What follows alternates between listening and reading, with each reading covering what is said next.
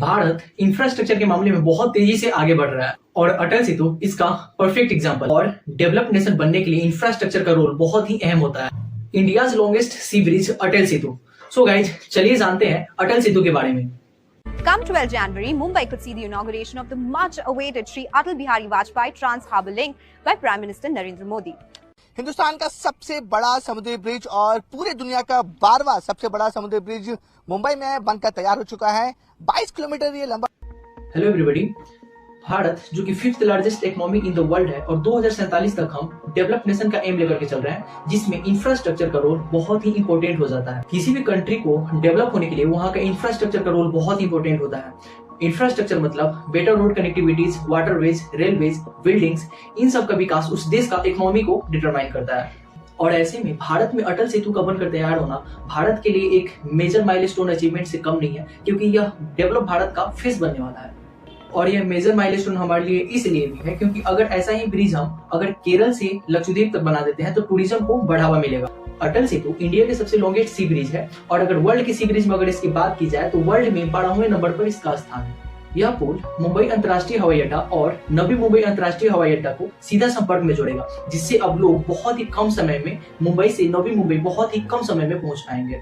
इस ब्रिज को बनाने की मांग 1960 में हुआ था, लेकिन उस समय फंड नहीं होने की वजह से इस ब्रिज को नहीं बनाया जा सका। फिर 2006 में रिलायंस इंडस्ट्री ने इस ब्रिज को बनाने का टेंडर लिया, लेकिन वो भी इस ब्रिज को नहीं बना पाया। और फिर 2014 में जापान के साथ इस प्रोजेक्ट को बनाने की बात हुई और जापान की एक कंपनी जीका 15,000 करोड़ का लोन पास कर देती है ताकि इस ब्रिज को बनाया जा सके। और 2018 से 2023 आते आते यह ब्रिज बन करके तैयार हो गया। और अगर टेक्नोलॉजी की बात करें तो इस ब्रिज का टेक्नोलॉजी गेम चेंजर है। इसमें करीब 8 प्रकार के लेटेस्ट टेक्नोलॉजी का इस्तेमाल किया गया है, जैसे कि रिवर्स सर्कुलेशन रिग्स का इसमें इंस्टॉलेशन किया गया है।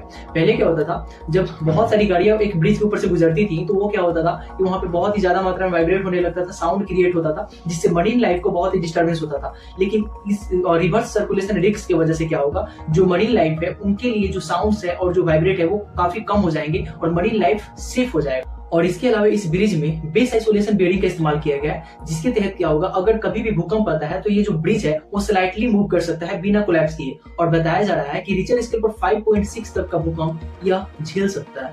और यह अटल सेतु भारत में बहुत ही इंपॉर्टेंस रखता है, क्योंकि यह जो है जवाहरलाल नेहरू पोर्ट को भी जोड़ता है, जिससे हमें एक्सपोर्ट और इंपोर्ट में काफी मदद मिलेगा। एक रिपोर्ट की माने तो करीब 70,000 व्हीकल्स पर डे इस ब्रिज से गुजर सकती हैं। हालांकि इस ब्रिज को बनाने में करीब 18,000 करोड़ की खर्च आई है और इस पैसे के निकालने के लिए बहुत ही ज्यादा मात्रा में टोल टैक्स पे करना पड़ सकता है। वन वे ट्रिप के लिए आपको 250 रुपए पे करना पड़ेगा। अगर आप राउंड ट्रिप कर रहे हो तो उस समय आपको 375 रुपए पे करना पड़ेगा। हालांकि 2-3 साल बाद ये जो टोल टैक्स है इसका प्राइस कम कर दिया जाएगा।